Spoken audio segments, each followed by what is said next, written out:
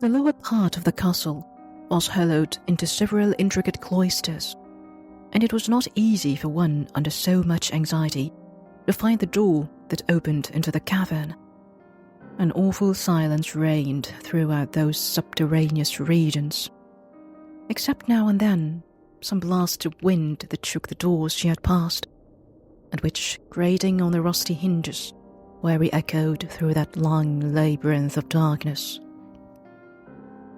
Every murmur struck her with new terror, yet more she dreaded to hear the wrathful voice of Manfred, urging his domestics to pursue her. She trod as softly as impatience would give her leave, yet frequently stopped and listened to hear if she was followed.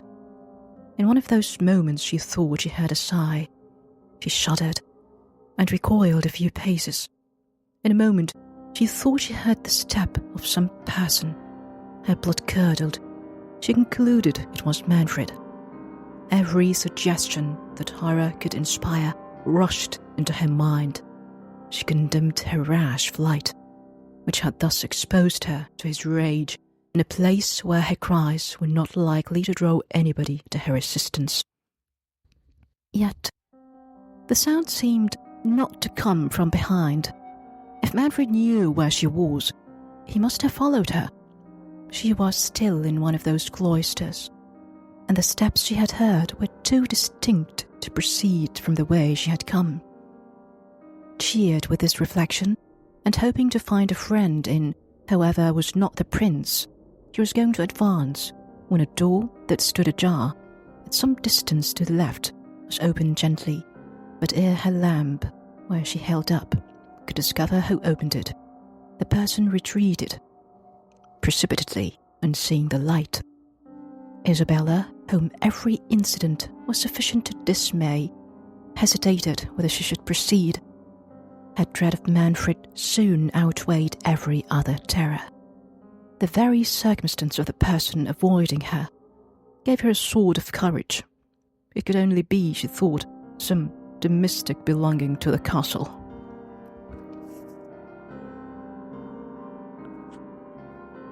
Her gentleness had never raised her an enemy, and conscious innocence made her hope that, unless sent by the princess orders to seek her, his servants would rather assist than prevent her flight. Fortifying herself with these reflections, and believing by which she could observe that she was near the mouth of the subterraneous cavern, she approached the door that had been opened, but a sudden gust of wind that met her at the door extinguished her lamp and left her in total darkness. Words cannot paint the horror of the princess's situation.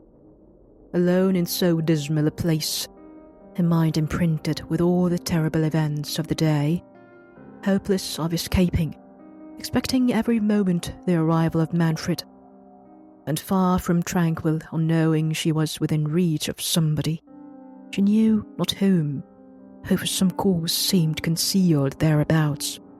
All these thoughts crowded on her distracted mind, and she was ready to sink under her apprehensions.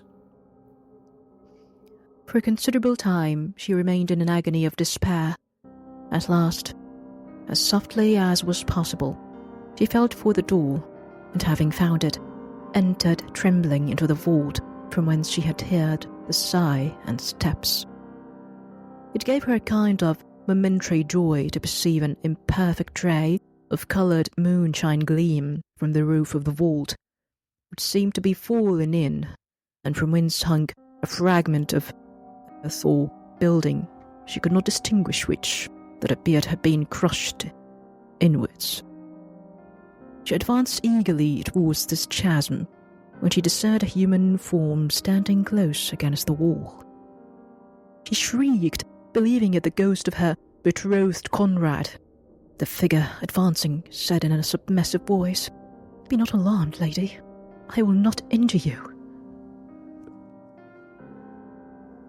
Isabella, a little encouraged by the words and tone of voice of the stranger, and recollecting that this must be the person who had opened the door, recovered her spirits enough to reply, "Sir, whoever you are, take pity on a wretched princess, standing on the brink of destruction. Assist me to escape from this fatal castle, or in a few moments I may be made miserable forever."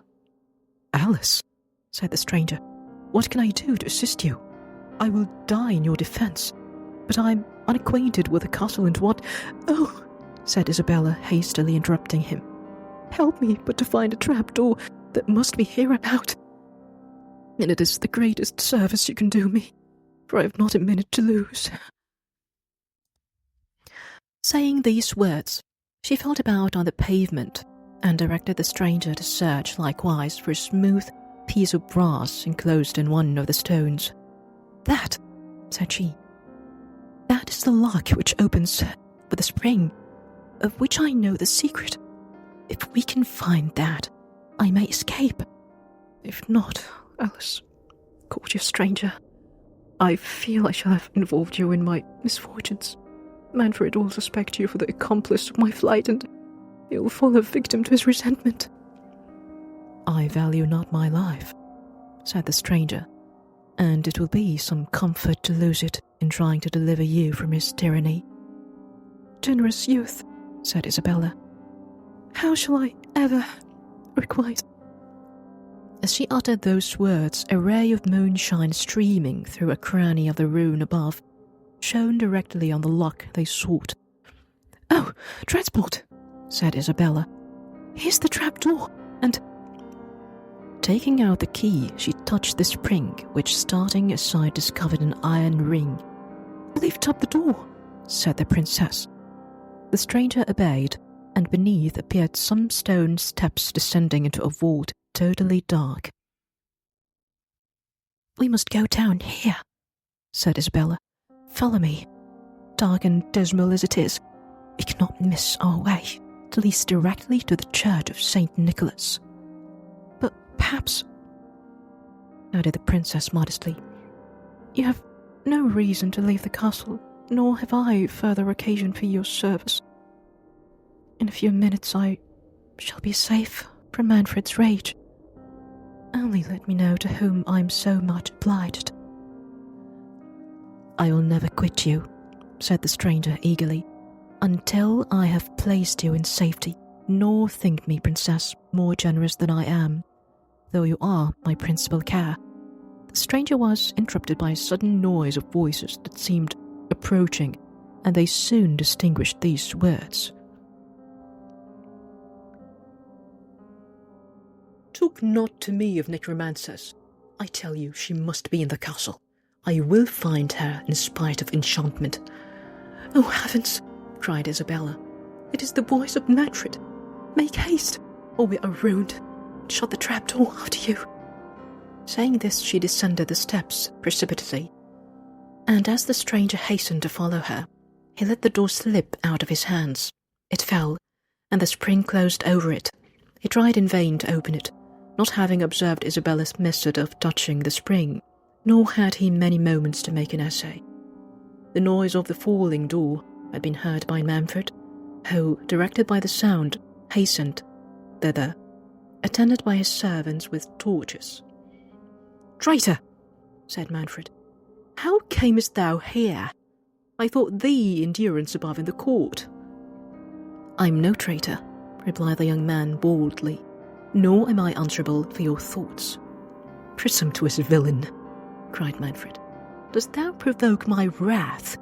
Tell me, how hast thou escaped from above?